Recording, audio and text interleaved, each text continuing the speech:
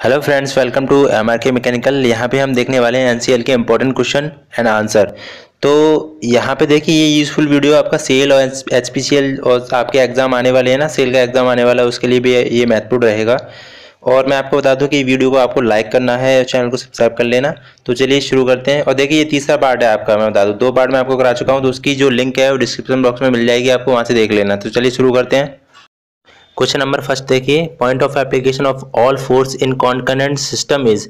आपको बताना है कॉन्करेंट जो फोर्स होते हैं वो किस पॉइंट पे लगते हैं, मतलब सिंगल पॉइंट पे या 2 पॉइंट पे या परपेंडिकुलर प्लेन पे लगते हैं या प्लेन पे लगते हैं, एक ही तल पे लगते हैं।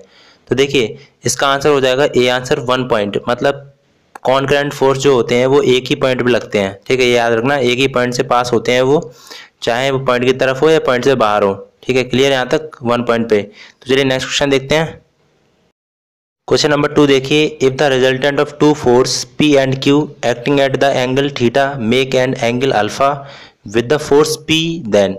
तो आपको बताना है यदि दो बल P एंड Q का परिणामी रिजल्टेंट थीटा कोण पर कार्य कर रहे हैं और बल P के साथ अल्फा कोण बनाता है, तब रिजल्टेंट आपको बताना है। तो देखिए इसका आंसर हो जाएगा, ये फॉर्मूला है आपका tan alpha equal to Q sin theta upon P plus Q cos theta होता है। तो C आंसर हो जाएगा। चलिए ये फॉर्मूला है, डायरेक्ट आप याद कर लेना। चलिए नेक्स्ट क्वेश्चन देखते हैं। क्वेश्चन नंबर 3 देखिए, when the surface of the grinding wheel develop a smooth and shining surface it is said to be. जब ग्राइंडिंग पहिया की सतह चिकनी और चमकती सतह को विकसित करती है तो ये कहा जाता है। देखिए इसका आंसर हो जाएगा आपका बी आंसर ग्लेजिंग। अब मैं इसको समझा दूं। देखिए आपका ग्राइंडिंग व्हील होता है तो उसके ऊपर एक आपका ग्राइंडिंग व्हील के ऊपर एक दानेदार सरफेस होती है।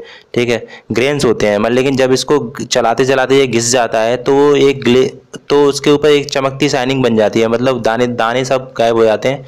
तो इस प्रोसेस को हम कहते हैं ग्लेजिंग कहते हैं। ठीक है, क्लियर यहाँ पे। तो बी आंसर हो जाएगा, इसको मैं बता चुका हूँ। चलिए नेक्स्ट क्वेश्चन देखते हैं। क्वेश्चन नंबर 4 देखिए, for any reversible process the change in entropy of the system and its surrounding is. मतलब किसी भी रिवर्सिबल प्रोसेस के लिए, रिवर्सिबल प्रोसेस में चेंज इन एंट्रोपी जो होता है वो आपका होता है 0। ठीक है, बी आंसर हो जाएगा इसका। चलिए नेक्स्ट क्वेश्चन देखते हैं। क्वेश्चन नंबर 5 देखिए, इंपॉर्टेंट क्वेश्चन है, बहुत ज़्यादा पूछा जाता है ये क्वेश्चन। देखिए पार्ट और सीपीएम हैं, क्या होते हैं पार्ट ऑफ सीपीएम। देखिए पार्ट और सीपीएम जो होते हैं वो आपके होते हैं नेटवर्क टेक्निक्स होते हैं। ठीक है, डी आंसर इसका हो जाएगा नेटवर्क टेक्निक्स पर, लेकिन इसकी फुल फॉर्म भी पूछी जाती है किसी किसी एग्जाम में। तो देखिए पार्ट की आपको फुल फॉर्म बता दे रहा हूँ मैं। पार्ट की फुल फॉर्म होती है programme evolution and review technique, मैं आपको यहाँ लिख दे रहा हूँ। ठीक है, और सीपीएम की फुल फॉर्म होती है आपकी क्रिटिकल पाथ मेथड। ठीक है, यहाँ पर क्लियर हुआ। तो यहाँ से बहुत सारे क्वेश्चन वैसे पूछे जाते हैं, लेकिन इतना ही आप जान लीजिए। तो इसका आंसर जो हो जाएगा वो आपका डी आंसर नेटवर्क टेक्निक। चलिए नेक्स्ट क्वेश्चन देखते हैं। क्वेश्चन नंबर 6 देखिए, वेरी मोस्ट इंपॉर्टेंट क्वेश्चन है। A ring gauge is use to measure. Ring gauge से आप क्या मीजर करते हैं, तो आपको बताना है। देखिए इसका आंसर होगा आपका C answer, both outside diameter and roundness. आपको बाहर की जो व्यास है, डायमीटर है, और उसकी गोलाई दोनों आपको मेजरमेंट करनी होती है, इससे ये मीजर कर सकते हैं इससे। ठीक है, तो इसको मैं डिटेल में समझाता हूँ आपको। देखिए आप फिगर में देख सकते हैं, आपका ये आपका रिंग गेज है और इसको ये आपका गो गेज है। एक नॉट गेज और होता है, ये गो गेज है। तो देखिए इसके बारे में बता दूं, ये यहाँ पे आपका पार्ट दिख रहा है साइड में, और इस पार्ट का नाम है RF90। तो देखिए इसमें जो आपको थ्रेड दिख रही होंगे ऊपर वाले पार्ट में, ठीक है, तो इसमें क्या है, इस रिंग गेज को इसके ऊपर घुमाते हैं। ठीक है, पूरा अंदर तक जाता है ये, तो अंदर तक चला जाए तो इसका मतलब गो गेज है, ये अंदर तक जाता है तो इसका मतलब ये पार्ट सही है। ठीक है, और नहीं जाता है तो ये पार्ट खराब है। यहाँ तक क्लियर हुआ, आपको समझ में आया। तो चलिए नेक्स्ट क्वेश्चन देखते हैं। तो यहाँ पे क्वेश्चन नंबर 7 देखिए, in oxy ethylene gas welding for complete combustion the volume of oxygen require per unit ethylene is. देखिए ऑक्सीजन एथिलीन गैस वेल्डिंग में पूर्ण रूप से दहन के लिए प्रति इकाई एथिलीन पर आवश्यक ऑक्सीजन का आयतन कितना होता है, वो आपको बताना है। देखिए मैं आपको बता दूं, गैस वेल्डिंग जो होती है उसमें 1 मोल अगर आयतन एथिलीन के पूर्ण दहन के लिए आपका 2.5 मोल आयतन की आवश्यकता होती है। ठीक है, याद रखना ये। तो इम्पोर्टेंट क्वेश्चन है, तो डी आंसर आपका ये हो जाएगा 2.5। ठीक है, तो चलिए नेक्स्ट क्वेश्चन देखते हैं। देखिए इंपॉर्टेंट क्वेश्चन है आपका, पहले टीआईजी और एमआईजी वेल्डिंग में पूछा जाता था, लेकिन अभी इसमें पूछने लगा है। देखिए क्वेश्चन नंबर 8 देखिए, in atomic hydrogen welding the electrode is made of. मतलब आपका परमाणु हाइड्रोजन वेल्डिंग होती है, उसमें जो इलेक्ट्रोड होता है वो किसका बना होता है, ये आपको बताना है। ठीक है, तो देखिए इसका आंसर होगा आपका सी, टंगस्टन का बना होता है। ठीक है। तो चलिए हम नेक्स्ट क्वेश्चन देखते हैं, यहाँ पे क्लियर हो रहा होगा आपको। वीडियो को लाइक करते जाना, ठीक है। क्वेश्चन नंबर 9 देखिए, very most important question. In TIG arc welding the welding zone is shielded by atmospheric of. TIG arc welding में वेल्डिंग जोन के वातावरण द्वारा परिचित रहता है। देखिए मैं आपको यहाँ पे क्लियर कर दूं, देखिए हम जब वेल्डिंग करते हैं किसी भी मटेरियल में, किसी भी मेटल में, तो क्या है उस पर बहुत सारी गैसें इफेक्ट करती हैं। तो गैस इफेक्ट करेगी तो वेल्डिंग क्या है, ख़राब हो जाएगी। तो उससे गैस से बचाने के लिए आपको क्या करते हैं, यहाँ पे आपका मिक्स करते हैं हीलियम गैस और आर्गन गैस, दोनों यूज़ करते हैं यहाँ पे। तो सी आंसर हो जाएगा अदर ए और बी, ठीक है। क्लियर हुआ, सी आंसर हो जाएगा। चलिए नेक्स्ट क्वेश्चन देखते हैं। देखिए मैं आपको यहाँ पे कुछ इंपॉर्टेंट पॉइंट बता दे रहा हूँ। टीआईजी की फॉर्म होती है आपकी टंगस्टन इनर्ट गैस वेल्डिंग, ठीक है। यहाँ पे जो इलेक्ट्रोड यूज होता है वो नॉन कंज्यूमेबल इलेक्ट्रोड होता है, मतलब वो घिसता नहीं है वो इलेक्ट्रोड, ठीक है, वेल्डिंग करते समय। तो इलेक्ट्रोड होता है वो टंगस्टन का होता है टीआईजी में। एक आती है आपकी MIG welding, metal inert gas welding. उसमें क्या होता है, जो इलेक्ट्रोड होता है आपका कंज्यूमेबल होता है, मतलब वो घिसता है, ठीक है। तो क्लियर हुआ यहाँ पे। तो चलिए नेक्स्ट क्वेश्चन देखते हैं अब।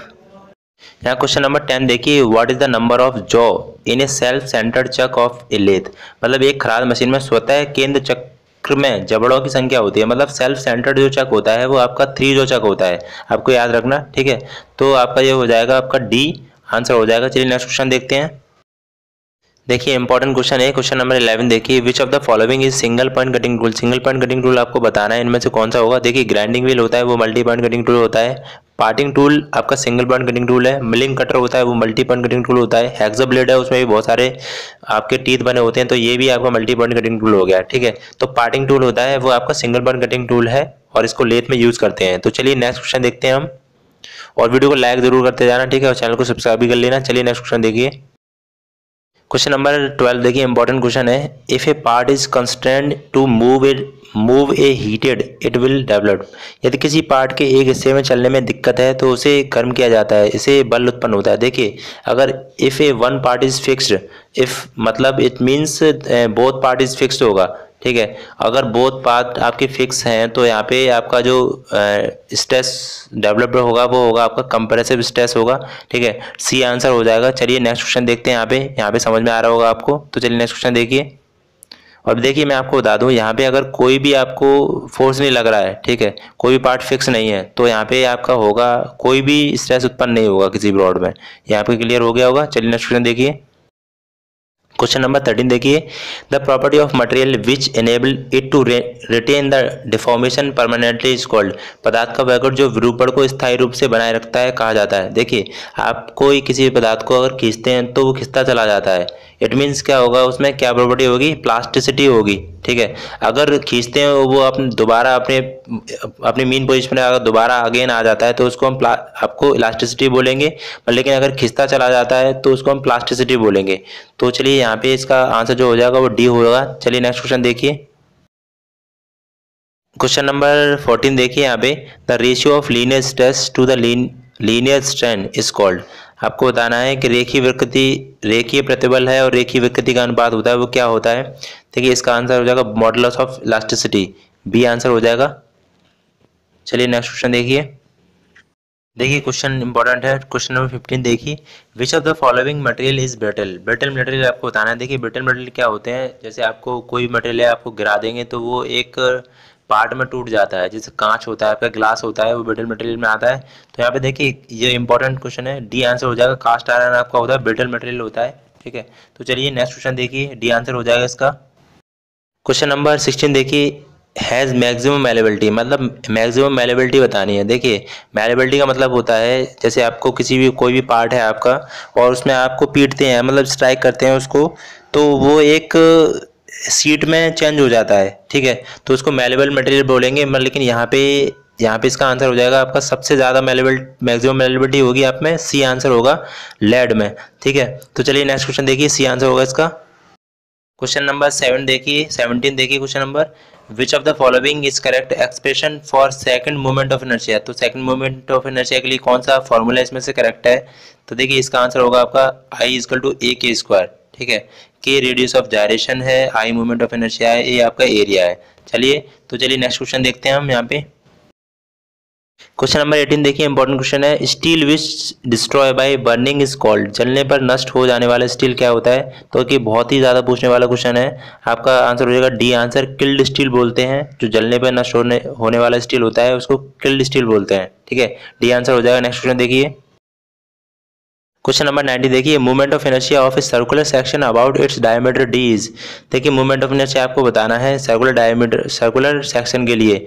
तो इसका आंसर देखिए आप क्या हो सकता है इसका आंसर।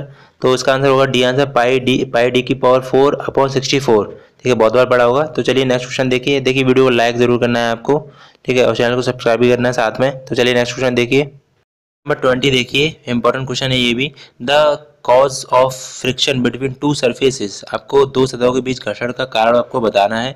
आपका एनसीएल 2018 के जितने भी क्वेश्चन थे मैंने आपको करा दिए। देखिए, तो इसका देखिए आंसर क्या होगा, द मटेरियल एंड रफनेस। मतलब दो मटेरियल के बीच अगर रफनेस है तो वहाँ पे फ्रिक्शन होगा आपका। ठीक है, तो चलिए यहाँ पे वीडियो को समाप्त करता हूँ मैं। आपको वीडियो को लाइक ज़रूर करना है, इतनी उम्मीद मैं करता हूँ। तो चलिए नेक्स्ट वीडियो मिलता हूँ। आपको दोनों पार्ट जो भी है फर्स्ट और सेकंड वो भी देख लेना आप, उसकी लिंक डिस्क्रिप्शन बॉक्स में दे दी गई है।